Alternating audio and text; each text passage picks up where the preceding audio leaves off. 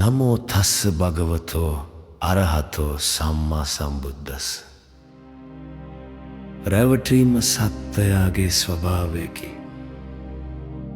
කොතරම් උගතකු නැනවතකු වුවද සරමැටිනම් හෙතෙමේ සමහර කරුණුවලදී රැවටේ.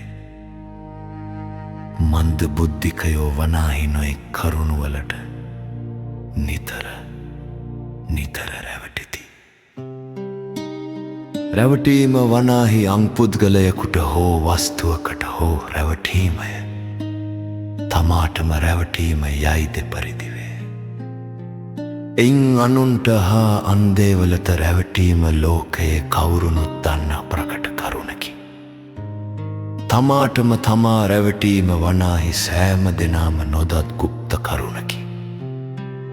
එක්කෙනෙකු විසින් අනෙකකු රවටන්නට තැත් කළත් අනෙකා නුවණැතියෙක් වී නම් රැවටිල්ලට ඔහු හසුවනුයේ කලාතුරකිනි.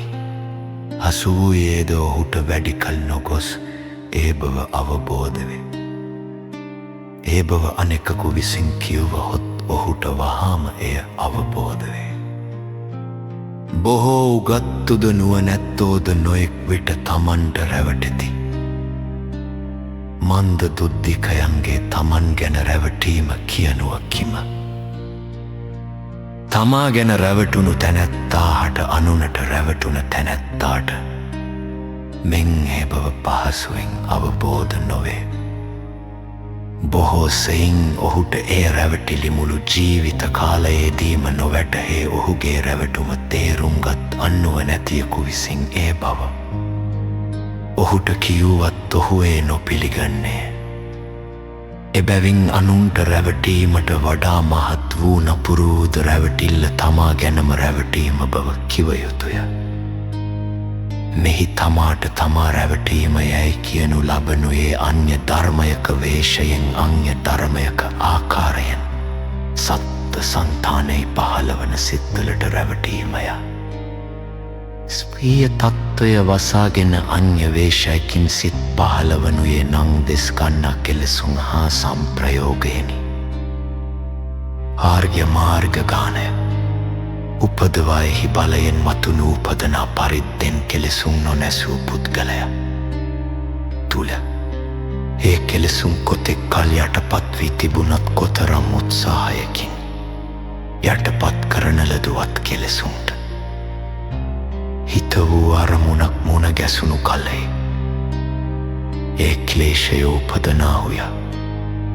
කෙලෙසුන්ගේ හා පව්කම්වල ආදීනවය දැක්වෙන ධර්මයන් ඇසීමෙන්ද කෙලෙසුන් හා පව් පිළිකුල් කරන සත්පුරුෂයන් ඇසුරු කිරීමෙන්ද නුවණ වැඩීමෙන්ද සත්වයන් කෙරෙහි කෙලෙසුන්ට හා පව්කම්වලට බියක් පිළිකුලක් ඇතිවේ.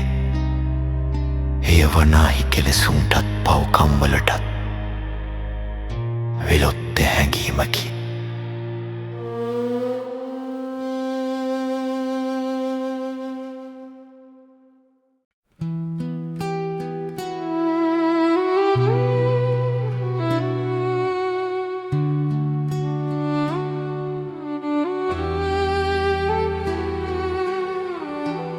ආරක්ෂකයකු ඇත්තා වූගේකට සොරුන්ට පිවිසීමට අවකාශ.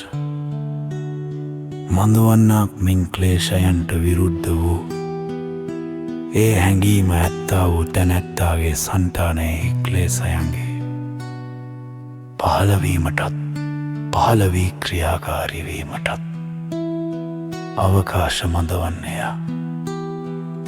එකලි ක්ලේශයෝ ඒ පුද්ගලයාගේ සන්තානයේ පහළවීමටත් ක්‍රියාකාරීවීමටත් අන්මගක් ගනිති. එනම් යම් කිසි කුසල ධර්මයක වේශය කුසල ධර්මයක ආකාරය ගැනීමය. ක්ලේශයක් තමාගේ ආකාරය සඟවා යම් කිසි කුසල ධර්මයක වේශයෙන් උපන් කල්ලි කෙලෙසුන් පිළිකුල් කරන කෙලෙසුන්ට බියවන තැනැත්තා රැවටෙන්නේය. හෙතෙම කුසල ධර්මයකැයි සිතා ඒ පිළිගන්නේය. එයට ස්වසන්තානයෙහි වැඩෙන්නටත් ක්‍රියාකාරීවීමටත් ඉඩ දෙන්නේය.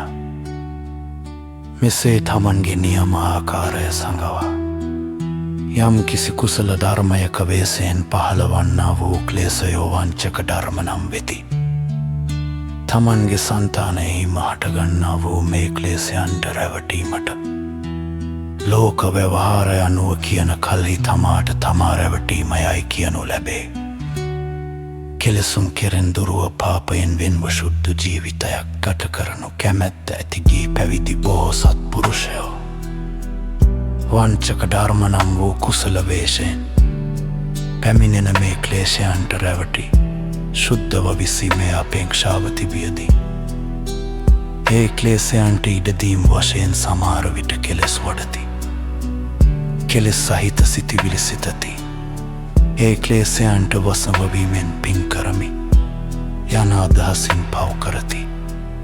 ආත්ම ශුද්ධිය අපේක්ෂා කරන පින්වතුන්ට කෙලෙසුන්ගේ නං විසින් පැමිණීම මහත් බාධාවකි. ක්ලේශයන්ගේ වච්චක ස්වභාවය ගැන නොදත් පුද්ගලයෝ මේ ක්ලේශ වංචනයට වඩාත් හසු වෙති.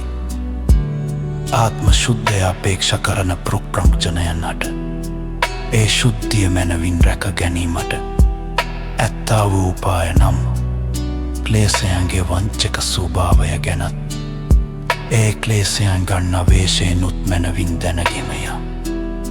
එබැවින් ආත්ම විශුද්ධිය අපේක්ෂා කරන පින්වතුන්ට දැන ගැනීම පිණිස ක්ලේශය පාප ධර්මයන් නානා කුසල ධර්මයන් ගේවෙස් ගන්න සැටි දක්වනු ලැබේ. එය ආදරයෙන් කියව වංචක ධර්ම පිළිබඳ අවබෝධයක් ඇති කරගනිත්වා. සතර සතිපට්ඨානය වඩන සේකයන් හට මෙය මහත් උපකාරයක් වේ.